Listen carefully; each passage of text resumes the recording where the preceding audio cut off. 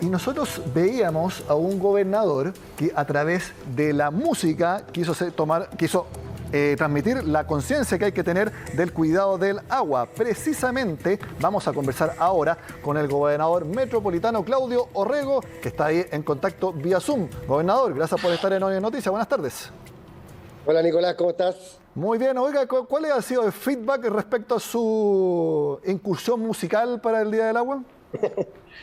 Mira, en general buena. Yo creo que la gente se da cuenta que el ánimo de esta tiradera, este rap ahí, era de alguna manera crear conciencia y debate sobre la importancia de cuidar el agua, precisamente en el Día Mundial del Agua, pero no solo hoy día. Nosotros venimos hablando de esto desde el día que asumimos el gobierno regional, de que el principal desafío ambiental de la región era la crisis hídrica, y esto solo se ha agravado al paso de los meses. Entonces nos parecía que era importante posicionarlo, además de las otras acciones que estamos viendo a puertas de un eventual racionamiento para la ciudad.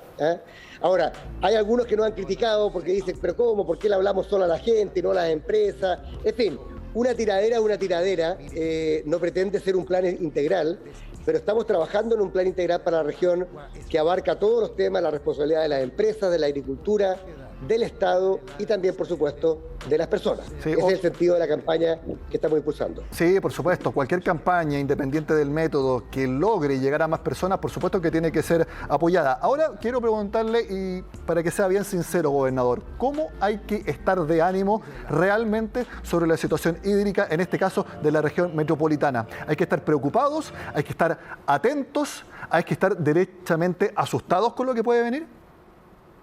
Yo diría hay que estar expectantes y ocupados, más que preocupados. Okay. La crisis hídrica es una realidad en nuestra región. Hay comunas que no hay abastecimiento de agua potable por redes, sino que hay que hacerlo a través de camiones de aljibe. En nuestra región, en Tiltil, en Alhué, en San Pedro, tenemos los índices o los caudales de agua más bajos en la historia del río Mapocho y del río Maipo.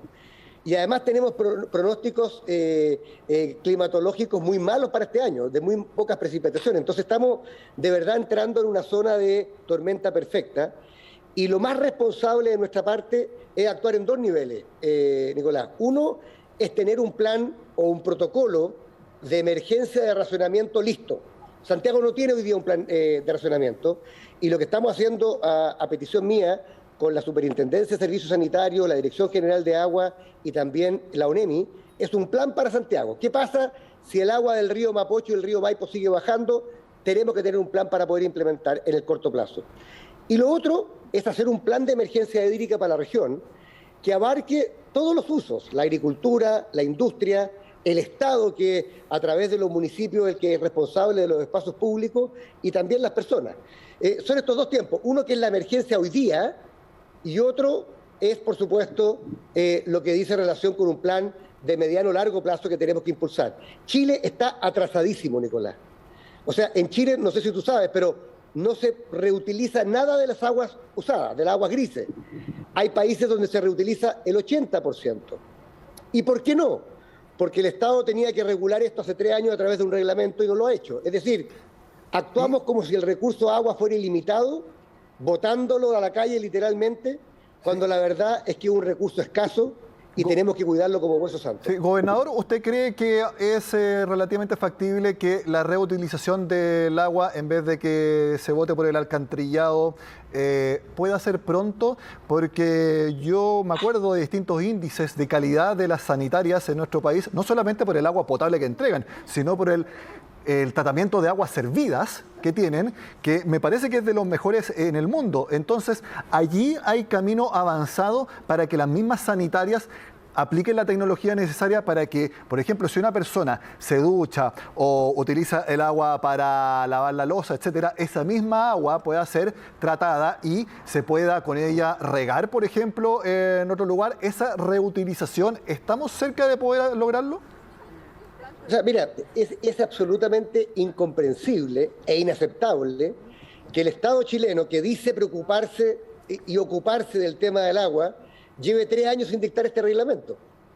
Lo único que nos falta es el reglamento. La tecnología existe, yo ya te comentaba, en países como Israel se reutiliza el 80% del agua. En Chile, cero.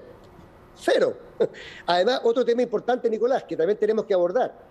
acá hay una responsabilidad a la sanitaria. ¿Ah? En países como Israel se pierde por filtraciones cerca del 3% del total de agua potable. En Santiago el promedio es 30%, y en la comuna de Maipú, si tú le preguntas a cualquier maipucino, incluido al alcalde, te van a decir que es arriba del 50%. Entonces, claro, eso requiere inversiones, eliminar las filtraciones. Entonces aquí, mira, no existe una sola medida. Hay que crear conciencia en las personas, el Estado tiene que cambiar la forma como hace las cosas, tiene que dictar normas como las ordenanzas municipales, tenemos que tener empresas sanitarias que hagan su pega y también la agricultura tiene que hacer lo suyo. O sea, en Chile seguimos regando por inundación, mientras que el resto del mundo se riega por goteo. Ahí tenemos una diferencia también. Y, gobernador, hace ya algún tiempo que los grandes embalses no se construyen. Y la razón es bastante similar a por qué ya no se construyen grandes faenas de generación eléctrica, porque hay mucha oposición. Entonces, quiero preguntarle, ante esta emergencia, hay que, como uno de los factores para poder enfrentarla, hay que nuevamente darle impulso a los embalses, por más que haya oposición, por más que quizás no sea la opción mejor, hay que volver a impulsarlos porque todos los gobiernos de distinto color político señalan que tienen 20 proyectos de embalse, pero ¿dónde se inauguran? Por lo menos no se comunican si es que se están inaugurando. Entonces quiero preguntarle, ¿hay que apostar nuevamente por los embalses ante una emergencia como la actual? Mira, yo creo que tenemos que separar dos cosas que son distintas, aunque pueden ir juntas. Una cosa son los embalses o los tranques de acumulación de agua lluvia, que tenemos que hacerlos sí o sí, a pesar de que la lluvia va a ser cada día menos. O sea, eso es un dato. Solamente para que los televidentes sepan, el año pasado en Santiago llovieron 75 milímetros, menos que en Arabia Saudita.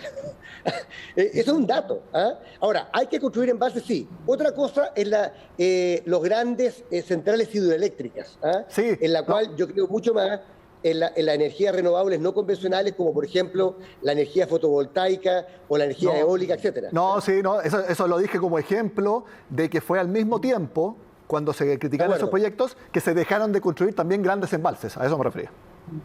Sí, pero por eso digo yo creo que, mira, la crisis hídrica es tan grande, la sequía lleva 14 años y la gente cree que de un día para otro va a cambiar esto y vamos a volver a tener las mismas lluvias de 400 milímetros al año que teníamos hace una década o 2 décadas. No va a ser así. El cambio climático llegó para quedarse. En consecuencia, tenemos que tener una estrategia que tenga acumulación de aguas lluvias, que tenga reutilización de aguas grises, que tenga ahorro en el consumo tanto industrial como personal y también riego por goteo, y que tenga una cultura, Nicolás, que no tenemos hoy día en Chile. Es una cultura de ahorro del agua. La gente en su comportamiento diario, de regar a las 12 del día, sí, de lavar el auto con la manguera abierta, demuestra que cree que el recurso es ilimitado cuando es escaso. Y, gobernador, a ver, hablemos inmediatamente de las medidas, porque usted mencionaba que en lo inmediato ustedes van a diseñar un plan para si es que hay que entrar a racionamiento. Ya, ¿de qué es lo que estamos hablando? De que, por ejemplo, la primera medida sería que por comuna se va a cortar el suministro, por ejemplo, 2 horas al día, 3 horas al día, obviamente no todo al mismo tiempo, sino que en distintos momentos del día. Yo sé que está en desarrollo, pero para que nos hagamos una idea de cómo sería el caso que no llegue, ojalá no, pero que pueda llegar de un racionamiento en la región metropolitana. Mira, yo creo que un buen protocolo de racionamiento de agua tiene que tener 3 cosas claras. Uno, ¿cuál es el umbral de agua que gatilla esto? Que sea de público conocimiento, que no sea una decisión arbitraria. Es decir, ¿bajo cuánta agua en el Mapocho tenemos que empezar el racionamiento? Eso debe ser público y debe ser concordado por las autoridades de gobierno. Segundo, ¿qué comunas afecta? Es decir, ya sabemos que las comunas del sector oriente, que dependen particularmente Barnechea, Las Condes y Vitacura, más del río Mapocho, están más expuestas que el resto de las comunas. Y tercero, ¿con qué frecuencia? Si tú tienes un racionamiento leve, probablemente puedes hacer un corte de agua cada 12 días, por ejemplo, por darte una frecuencia. ¿Eh? En la medida que se agrave la situación, tú puedes escalar el racionamiento y no hacerlo cada 12 días, hacerlo una vez a la semana, por ejemplo.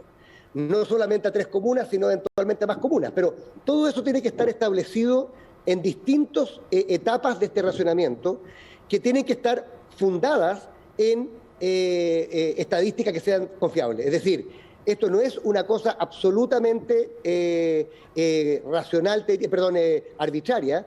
Tiene que estar fundada en lo que estamos viendo de alguna manera, en lo que está ocurriendo en los cauces de los ríos. Entonces, este protocolo que para mí es básico, o sea, podemos combatir el cambio climático o adaptarnos en el mediano o largo plazo, pero la pregunta es, si el Mapocho trae poca agua la próxima semana, ¿qué vamos a hacer? Para eso es el protocolo. Gobernador, mi última pregunta. ¿Usted apoya esta idea del Ministerio de Obras Públicas de castigar monetariamente el alto consumo de agua, el sobreconsumo? Eso ya pasa en la energía eléctrica. Se castiga muy fuerte las tarifas para las personas o las casas cuando consumen mucho más que un promedio. ¿Usted apoya la idea de que pase lo mismo como un factor disuasivo al consumo de agua? Mira, yo creo que tenemos que tener una política integral, uno de cuyos componentes es el precio. ¿Ah? Si fuera solamente el precio, los que tienen más plata igual se gastarían más, porque al final tú sabes que la demanda a ciertos bienes es inelástica, es decir, independiente del precio que tú les pongas. Ahora, si a una buena campaña comunicacional en los colegios, en la opinión pública, tú le agregas también incentivos económicos, puede tener mejor resultado. ¿Ah? Cuando la gente empieza a darse cuenta que si consume, por ejemplo, como ocurre en algunas comunas, el doble de lo que consume el resto de la ciudad, eso va a tener una penalización del punto de vista del precio, sin duda alguna que sumado a otros factores puede ayudar en la lógica del consumo responsable. Y eso también puede pasar para las empresas. Si a las empresas se le aplica una enorme tarifa al sobreconsumo, las empresas tienen que ser eficientes también en el gasto, por lo tanto también tienen una motivación extra para tomar esas medidas más eficientes y disminuir el consumo. Mira, en la experiencia internacional, los dos países que más la llevan son Australia e Israel, que las empresas, que la agricultura y que las personas enfrenten sobreprecios por el sobreconsumo ha afectado sin duda alguna la demanda. Y aquí sabemos que tenemos dos factores. La oferta del agua que no la controlamos porque depende del clima, y lo otro es la demanda, que sí la podemos controlar parcialmente al menos, insisto, con algunas prohibiciones y con algunos incentivos. Incentivos es el precio. Prohibiciones, por ejemplo, no regar a plena luz del día. Esa debería ser una prohibición que instalásemos en Santiago para todo el mundo, empresas y personas. Claudio Orrego, gobernador metropolitano, muchas gracias por estar con nosotros en Hoy en Noticia y que le vaya muy bien con su jingle. Ya, pues muchas gracias. Ahí seguimos rapeando, cuida el agua. Con una tiradera. Gracias, Claudio, que esté muy bien. Abrazo, chao.